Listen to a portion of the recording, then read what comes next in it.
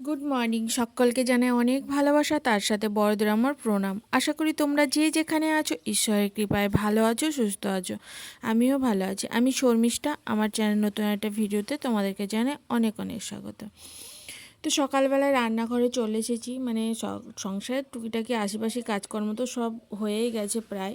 তো রান্নাঘরে এসেছি রান্না বসানোর জন্য। তো রান্নাঘরে এসে রান্নাঘরের এই যে রান্নার এই জায়গাটা একটু পরিষ্কার করে নিচ্ছি।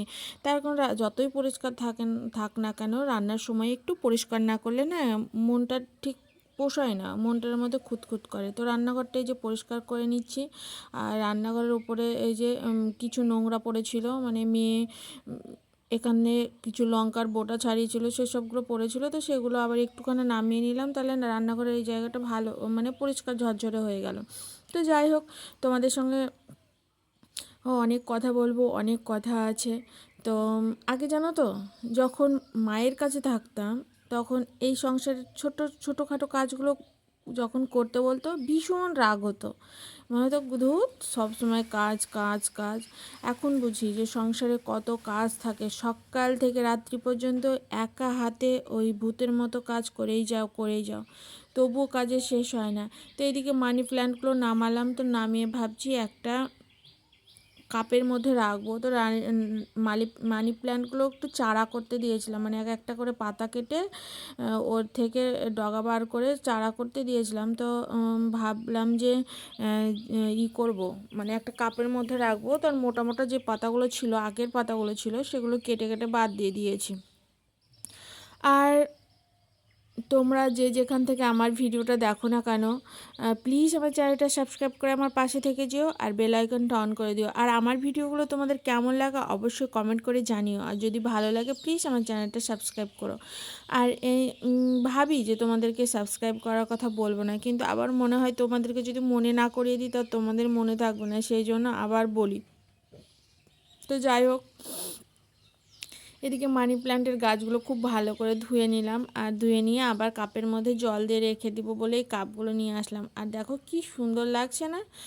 আর এইদিকে মানি প্ল্যান্ট গাছ জানো তো ঘরের মধ্যে থাকলে বেশ ভালো লাগে, ঘরের মাধুর্যটাই পাল্টে যায়, কিন্তু সব সময় রাখা হয়ে ওঠে না। আসলে রাখারও তো জায়গা লাগবে, তাই না? তো যাই হোক, এইদিকে ছোটো খাটো মানে যে চারাগুলো হয়েছে, মানে পাতার থেকে প্রত্যেকটা পাতার থেকে একটা করে গাছ হয়। তো সেই গাছগুলোকে আবার আলাদা আলাদা কাপে রাখলাম, যাতে মানে ওরা একটু ভালোভাবে জায়গা পায়। আর একটা জায়গাতেই ছিল বড় একটা, মানে কন্টেনারের মধ্যে রেখেছিলাম চারা হওয়ার জন্য। তো সেগুলো এখন চারা হয়ে গেছে বলে আবার পাত্র চেঞ্জ করে দিয়েছি। তো যাই হোক, এইদিকে মানি প্ল্যান্টগুলো তাদের জায়গা মতো রেখে দিয়ে আমি আবার এসেছি রান্না কাজে, রান্নাবান্না বসাতে হবে। আর এইদিকে মেয়ের জন্য আলু সিদ্ধ ভাত দিব। তো হেঁসোটা খুঁজে পাচ্ছি না, ওই জন্য চাকু ব্যবহার করতে হচ্ছে। আর চাকু দিয়ে কাটা আমার পক্ষে তো সম্ভব হয়েই ওঠে না। আমি তার কারণ হেঁসে দিয়ে কাটতেই স্বাচ্ছন্দ্য বোধ করি, হেঁসে দিয়ে বটি এগুলো দিয়ে তরকারি বানাতে স্বাচ্ছন্দ্য বোধ করি। আর এই খুর কাঁচি চাকু এসব দিয়ে আমার কাটাকম্ম হয় না। তো যাই হোক, তবুও তো কাজ করতে হবে, কাজটা চালাতে হবে, যেহেতু হেঁসোটা খুঁজে পাচ্ছি না। হেঁসোটা মনে হয় মাঠের দিকে নিয়ে গেছে, ওই জন্য খুঁজে পাচ্ছি না। আর একদিন আমরা যাব মাঠটা শেয়ার করতে, যদি তোমাদের ভালো লাগে তো আমাদের এই গ্রামের পরিবেশটা, তো আমাদেরকে কমেন্ট করে জানিও। তার আগে আমার পরিচয়টা তোমাদের সঙ্গে একটু দিয়ে দিই। নমস্কার, আমি মুর্শিদাবাদ জেলার ছোট্ট একটা গ্রামের গ্রাম্য গৃহবধূ। আর এখানে আমি আমার ডেইলি লাইফস্টাইল ব্লগ শেয়ার করি। তোমাদের যদি আমার ভিডিওগুলো ভালো লাগে তো আমার চ্যানেলটা সাবস্ক্রাইব করে আমার পাশে থেকো। আর মুর্শিদাবাদ জেলার রানীনগর থানার মধ্যে আমি আমার বাড়ি। তো এখানে আমার লাইফস্টাইলটা এইভাবেই কাটে, এই গ্রামের পরিবেশের মধ্যে দিয়েই। আর আমার জীবনের জীবনযাত্রা, জীবন কাহিনী সবটাই তোমাদের সঙ্গে আস্তে আস্তে শেয়ার করব। জানি হয়তো অনেকের ভালো লাগবে, আবার অনেকের ভালো লাগবে না। আর যদি ভালো লাগে তো আমার চ্যানেলটা সাবস্ক্রাইব করো, আর যদি ভালো না লাগে তো ইগনোর করো। আর এইদিকে আলুটা কেটে ধুয়ে আমি এখন আবার ভাত ছোট্ট হাঁড়িতে করে ভাত বসিয়ে দিয়েছি শুধু মেয়ের জন্য। আর এটা একাদশী দিনের ব্লগ, একাদশী দিনে শ্যুট করেছিলাম কিন্তু আর তোমাদের সঙ্গে শেয়ার করে উঠতে পারিনি, তো ওই জন্য রয়েই গেছিলো। তো একাদশী দিনের ব্লগ আজকে মানে একাদশী দ্বাদশী ত্রয়োদশী, আজ ত্রয়োদশীর দিনে তোমাদের সঙ্গে ভয়েস দিয়ে আপলোড দিয়ে তোমাদের সঙ্গে শেয়ার করব। সেরকমই চিন্তাভাবনা আছে, তো জানি না কতটুকু কি করতে পারছি। আর তোমরা আমার ভিডিওটা দেখতে থাকো, যদি তোমাদের ভালো লাগে তো এই যে সাবস্ক্রাইব করো। এইদিকে ভাতটা হতে থাক আর আমি ততক্ষণে বাসনকোসনগুলো সব ধুয়ে নিই। বাসনকোসন সিঙ্কে অনেক বাসনকোসন জমা হয়ে রয়েছে, সেগুলো ধোয়া হয়ে ওঠেনি, তো সেগুলো এখন একটু ধুতে বসেছি। তার কারণ বাসনকোসনগুলো ধোয়াটাও জরুরি, কারণ বাসনকোসনগুলো যদি না ধুই তো মেয়েকে খেতে দিতে পারবো না, তারপর আবার একাদশীর খাবার দাবার করতে হবে। এই গ্যাস পত্র সব কিছু ভালো করে মুছতে হবে, মুছে আবার একাদশীর খাবার করতে হবে। আর এই এখন মেয়ের জন্য আলু সোয়াবিনের তরকারি করব আর আলু শুদ্ধ ভাত, এই হলো মেয়ের মানে খাবার দাবারের মেনু। আলু সোয়াবিনের তরকারি করলে মেয়ে ভাতটা খেয়ে নেয়, এমনিতে খেতে চাইছে না, রান্নাবান্নার কোনো জাত ছিরি কিচ্ছু নেই, এত গরম। তবে এই 2 দিন থেকে আবহাওয়াটা একটু ঠান্ডা ঠান্ডা আবহাওয়া পড়ছে, তার কারণ মানে একটু মেঘলা মেঘলা ওয়েদার, ওই জন্য আবহাওয়াটা একটু ঠিকঠাক আছে ঠান্ডা। তার কারণ কয়দিন তো গরমে খুব মানে শরীরটা খুব তনছাট করছিল, একদম খাওয়া দাওয়া ঠিকঠাক হচ্ছিলোই না। আর এমনিতে খাওয়া দাওয়া হচ্ছে না, বাড়িতে সবার শরীর খারাপ করছে, পায়খানা বমি মানে হতেই আছে, মানে রৌদ্র লেগে যাচ্ছে, ঘরের মধ্যে থেকেও সবার রৌদ্র লেগে যাচ্ছে। আর এইদিকে আমি সব এই রান্নার এই যে সিঙ্কের বাসনগুলো সব তুলে রাখলাম, তুলে রেখে এখানকার আলুর খোসাগুলো সব তুলে নিলাম। আলুর খোসাগুলো তুলে নিলেই জায়গাটা তো একটু পরিষ্কার হয়ে যাবে, সেই জন্য। আর এইদিকে আলুর খোসাগুলো তুলে নেওয়ার পর আমি আবার চাল নিয়ে চলে এসেছি, আর এখন চালটা ধুয়ে দিব। চালটা ধুয়ে আমি হচ্ছে হাঁড়ির মধ্যে দিয়ে দেবো। আর এইদিকে জলটাও আমার গরম হয়ে গেছে, তো যাই হোক। আমাদের গ্রামের গৃহবধূদের জীবনযাত্রাটা কিন্তু খুব কঠিন, জানো তো। আমরা চাইলেও সব কিছু ইচ্ছে মতো করতে পারি না, ইচ্ছে মতো চলতে পারি না, ইচ্ছে মতো খেতে পারি না, এইভাবেই আমাদের দিনটা যায়।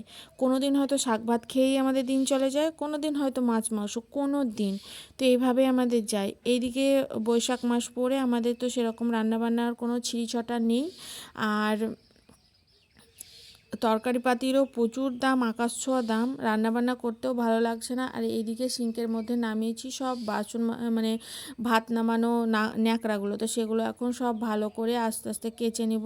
আর মানে এই ন্যাকড়াগুলো যদি কেচে আবার মেলে দিব, না হলে এই ন্যাকড়াগুলো শুকাবে না, না শুকানো হলে হাত মুছতে করতে তো অনেক লাগে, তো সেগুলোই এখন ব্যবহার করার জন্য কেচে দিচ্ছি। অনেক কষ্ট করে আমি এই পাইপলাইনের কাজটা করেছি, জানো তো, একটু সুখভোগের জন্য। কিন্তু এই পাইপলাইনের কাজ করে আমার যা পরিস্থিতি, বিশ্বাস করো, আমার হাতে একটা টাকা নেই, হাতে এখন একটা টাকা নেই। আর আমাকে যে হেল্প করবে এরকম মানুষ আমার মানে কেউ নেই। হয়তো বাবার কাছে সময় হেল্প চাই, কিন্তু মানে সেটা সাময়িকভাবে। আর তাছাড়া আমি সেরকমভাবে কারো কাছে হেল্প পাই না, নিজেরটা নিজেকেই করতে হয়। হ্যাঁ, খাই কিন্তু স্বামীর বাড়িতেই ভাত, কিন্তু তবুও কোথাও গিয়ে আমি, জানো তো, খুব একা, খুব একা। বাড়িতে সকলে আছে, বাড়ি ভরা মানুষ, মেয়ে, স্বামী, শ্বশুর শাশুড়ি যদিও আলাদা খায়, কিন্তু আমি একা, সবার ভিড়ের মধ্যেও একা। কোথাও গিয়ে নিজের ভেতরটা যেন কুড়ে কুড়ে খাই, নিজের ভেতরটা খুব কষ্ট হয়, দুমড়ে মুচড়ে শেষ হয়ে যায় ভিতরটা, তবুও ওইভাবেই চলে। আর এইদিকে ভাতটা বসিয়ে, আর সেরকমভাবে কাজ নেই বলে এই জায়গাটা একটু ঝাড়তে আসলাম। আর এখানে চালগুলো সব ঢালতে হবে, তো বড় জায়গায় চাল আছে, তো যে অতগুলো তো চাল আমাদের পাই না, আমরা তো মাত্র 15 কেজি চাল পাই, আর সেটা রেশনের চালটাই আমরা খাই। আমরা সেরকমভাবে কিনে চাল খাই না, আমরা রেশনের চাল মোটামুটি যতদিন আমি আলাদা হয়েছি, গিনির আমার যখন 8 মাস বয়স তখন আমি আলাদা হয়েছি। গিনির আমার 8 মাস বয়স যখন, তখন থেকে আমি রেশনের চালই খাই। আমি আলাদা হওয়ার পর ভালো চাল, চিকন চাল, কেনা ভালো চাল আমার কপালে জুটেনি। এটাই হলো আমার জীবন। তোমাদের সামনে হয়তো বলবে খাচ্ছ তো, হ্যাঁ খাচ্ছি, তবে জানো তো, একটা সময়ে মোটা চাল কি, মোটা কাপড় কি আমি চিনতাম না জানো। আমি বাবার বাড়িতে মোটা চাল খাইনি। আমি সত্যি কথা বলতে বাবার বাড়িতে স্বাচ্ছন্দ্যেই বড় হয়েছি। যেটুকু খেয়ে পরে ভালোভাবে বড় হওয়া উচিত সেরকমভাবে বড় হয়েছি। কিন্তু ওই যে ভাগ্যের চাকা কখনকার ঘুরে ঠিক নেই, ওই রকম আমার ভাগ্যের চাকা ঘুরে এসে আমার এই জায়গাতে এসে পৌঁছেছে। আমি এখন রেশনের চাল খাই, একটা নাইটি ছিঁড়ে গেলে সেলাই করে পরি, ছেঁড়া নাইটিও পরি, মানে ছেঁড়া নাইটি সেলাই করে পরি, একটা নাইটি বছরের পর বছরও কাটিয়ে দিই।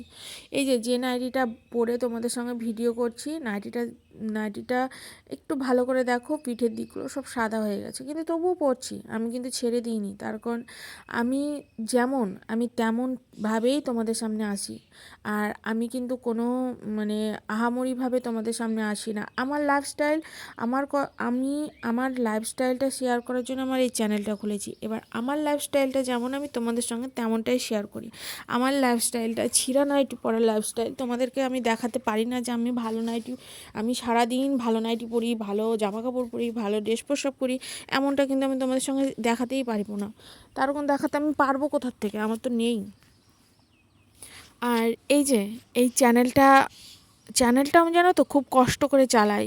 এই যে একটা ভিডিও আপলোড করতে একটা মান্থলি অ্যামাউন্ট প্রয়োজন হয়। এই যে মানে 3 মাসে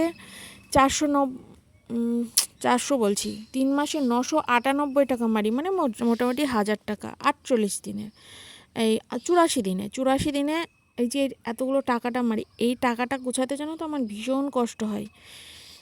তবু কিছু আশায়, মানে ভিডিও আপলোড করব এই আশাতেই মারি। আর ভিডিওগুলো আপলোড করার সময় এই যে আর একটু কম মারলে, মানে 800 850 টাকার মতো মারলে, মানে 100 টাকা কম মারলে জানো তো রাত্রি 12টা থেকে সকাল 6টা পর্যন্ত ফ্রি থাকে। কিন্তু আমি রাত্রে জাগলে, মানে রাত্রে ঘুম না ঘুমালে আমার শরীরটা ভীষণ অসুস্থ হয়ে যাচ্ছে। ওই জন্য আমি এখন ওই 1000 টাকা ওটাই মারি, ওই প্যাকটাই মারি। মানে রাত্রি 12টা থেকে সকাল 12টা পর্যন্ত আনলিমিটেড থাকে, তারপর 2 GB নেট থাকে। এবার আনলিমিটেড নেট না থাকলে ভিডিও আপলোড করতে পারবো না। তার কারণ যদি 10 মিনিটের একটা ভিডিও আপলোড করি তো মোটামুটি 1 GB নেট খেয়ে নেয়।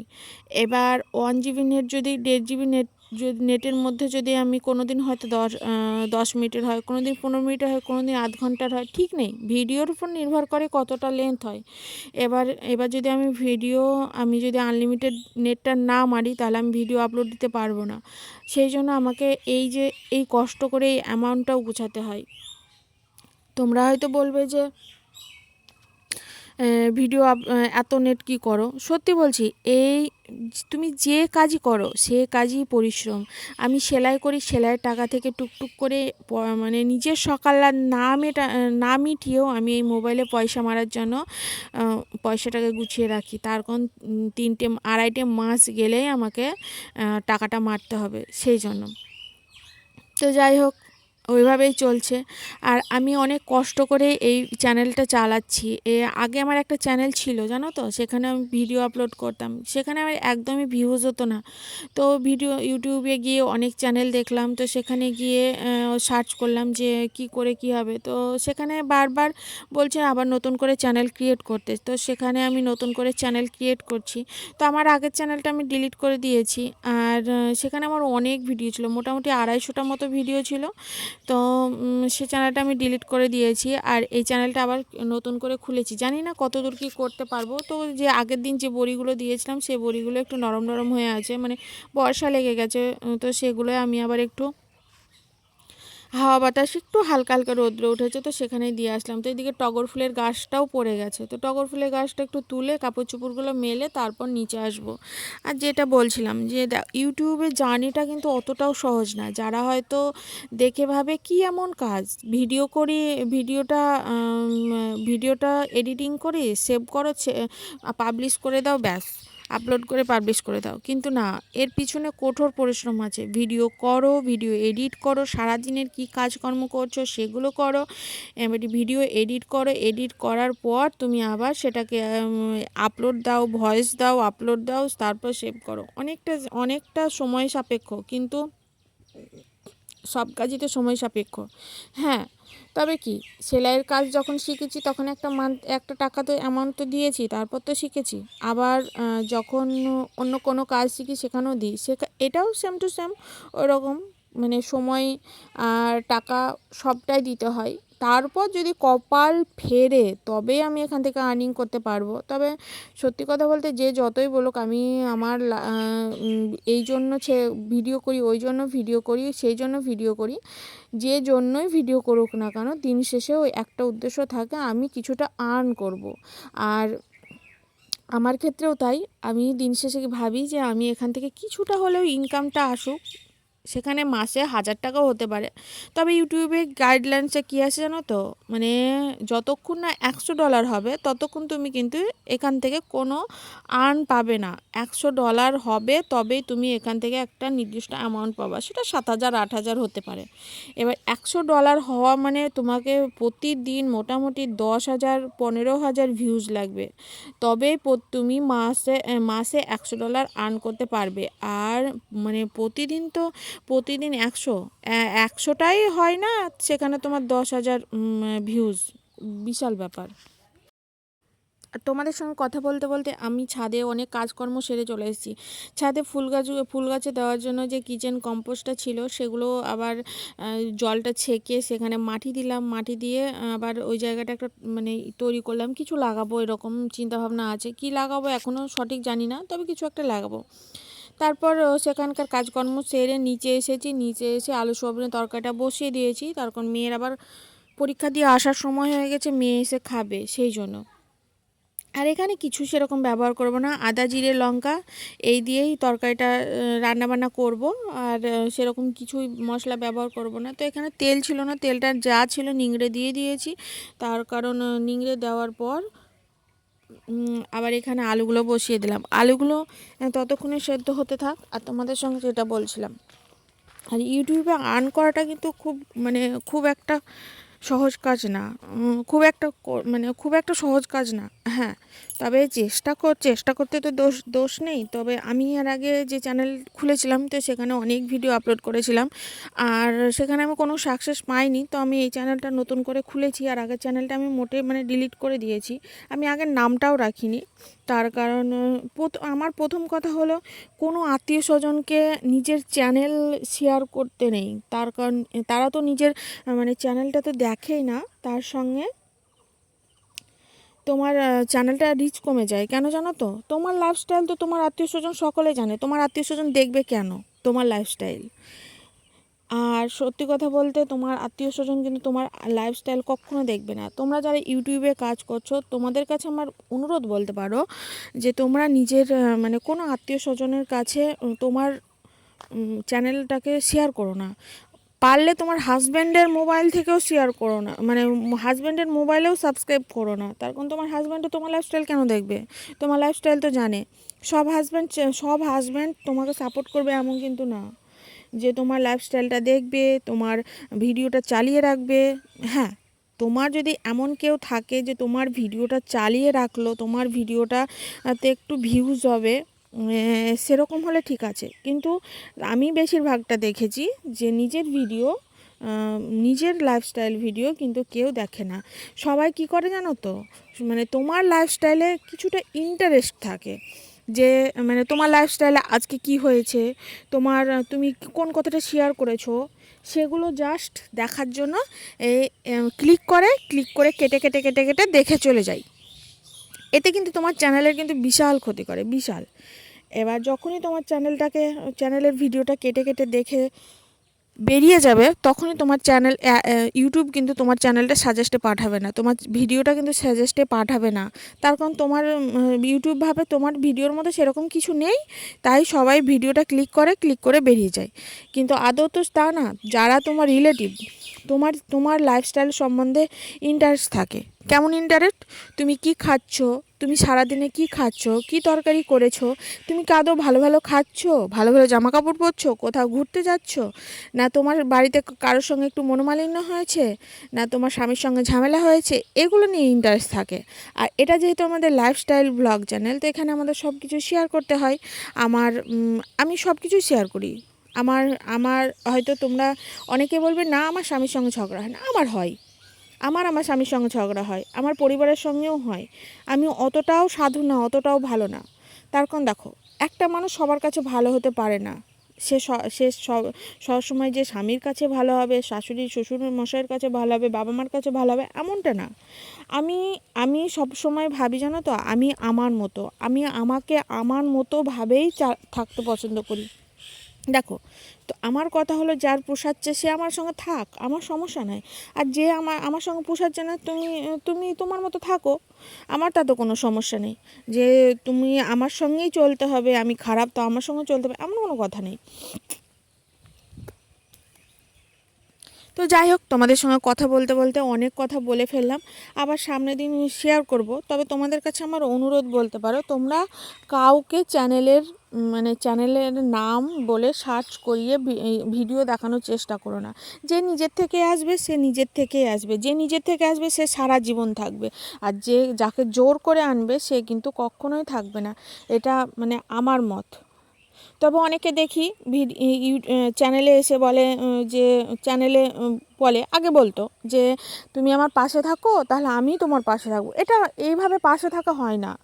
পাশে পাশে থাকতে গেলে আমি কেমন জানো তো, আমি হলাম এরকমই, যে আমি যার পাশে থাকবো সারা জীবন থাকবো। তবে আমাকে যদি সে খারাপ নজরে দেখে, জীবনে আমি তার দিকে তাকাবো না। আমি হলাম এরকম একটা মেয়ে। তো যাই হোক, অনেক কথা বলে ফেললাম, তার সঙ্গে আমার অনেক কাজকর্ম হলো। আর কাজকর্মর সাথে সাথে আজকে আমার ভিডিওটা আমি এখানেই শেষ করছি। আজকে আসছি, আবার সামনের দিন দেখা হবে। জানি না আমার ভিডিওগুলো তোমাদের কেমন লাগছে, কি লাগছে। তবে যেটা বাস্তব কথা আমি সেটাই তোমাদের সঙ্গে শেয়ার করেছি। তো আমার জীবনে ছোট ছোট কথা, ছোট ছোট গল্প সবটাই তোমাদের সঙ্গে শেয়ার করব। তোমাদের যদি ভালো লাগে তো দেখো, আর তার সাথে পারলে আমার চ্যানেলটা সাবস্ক্রাইব করে আমার পাশে থেকো। তো চলো, টাটা, ভালো থেকো, সুস্থ থেকো, সাবধানে থেকো।